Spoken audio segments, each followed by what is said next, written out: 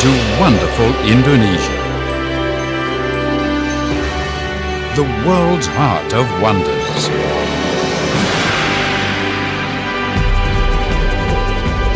"17,000 islands, 5,000 kilometers across the equator, jewels of the fertile, life-giving Ring of Fire.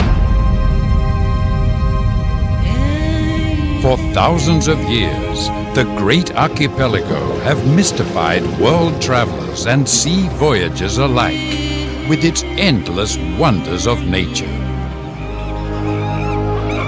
Native spice wonders of the archipelago set the beginnings of the ancient spice route, the earliest trade connection between the East and the West.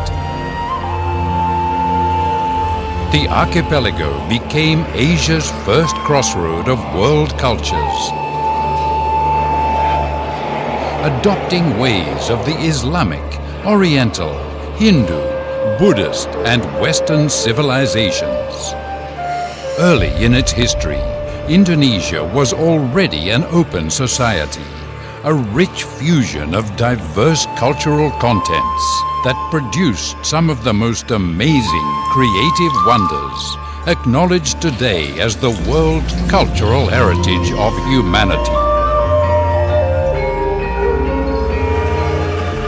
Through time, it is evident that Indonesia's greatest wonder lies deep within, inside the hearts of its 240 million peace-loving, nature-loving people. The wisdom of graceful living with nature and with one another is the essence of the Indonesian way of life, where tolerance nurtures harmony among peoples of different faiths, cultures and traditions. It is all reflected in the Indonesian smile, the smile that says, "We are blessed, we are thankful." What Indonesia has become since its independence in 1945 is nothing short of remarkable. Today, we are the third largest democracy in the world. Since 2004, under the new leadership of the first directly elected president, Susilo Bambang Yudhoyono, we have pursued a pro-growth, pro-poor, pro-job, pro-environment development strategy. Indonesia is now an emerging economy and a member of the G20, ranked as the 16th largest economy in the world, with a GDP at all-time high, close to $1 trillion. We have the most robust economy and middle class in Southeast Asia. Economic annual growth has been sustained at close to 6%, and in the past 2 years, growth has been above 6%. Exports tripled from $60 billion in 2004 to almost $200 billion in 2012. Investment growth has come close to double-digit in the last few years. Universal primary level education has been introduced nationwide. Girls have enjoyed equal access to primary and middle school education since 2005, and for all levels by 2015. And in the age of climate change, a 21st century Indonesian economy is aligning itself to green growth. We have an action plan to unilaterally reduce CO2 emission by 26% by 2020, or 41% if international assistance is at hand. The past decade has clearly shown Indonesia's true potentials.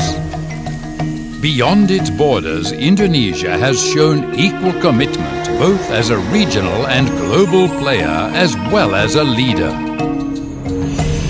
However, challenges remain at home. There's still much work to do to eradicate poverty.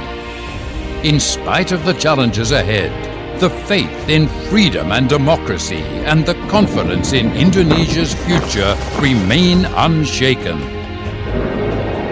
Indonesia is big and versatile enough to develop and advance as a resources economy. A modern and diversified economy based on industrialization, technology and knowledge, and a heritage economy. We are a unique and dynamic country where modernity and traditions go hand in hand. But the goal has never been about wealth alone. It is about shared wealth and economic justice. We want to ensure the highest level of welfare for the people with a decent living standard for each individual.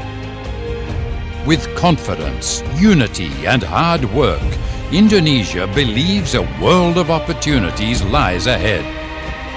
Amidst the inevitable force of globalization, we are aiming to become an important place for the world to play, pray, study, work, and invest. Indonesia will always remain an open, tolerant society where Islam, democracy, and modernity coexist to both benefit from and contribute to a better world today and in the future. Just how will Indonesia look 30 years from now? In the visionary words of President Susilo Bambang Yudhoyono, I envision a century-old Indonesia standing on the three great pillars that make up a great modern state: a strong and just economy, a stable and modern democracy, and a thriving civilization.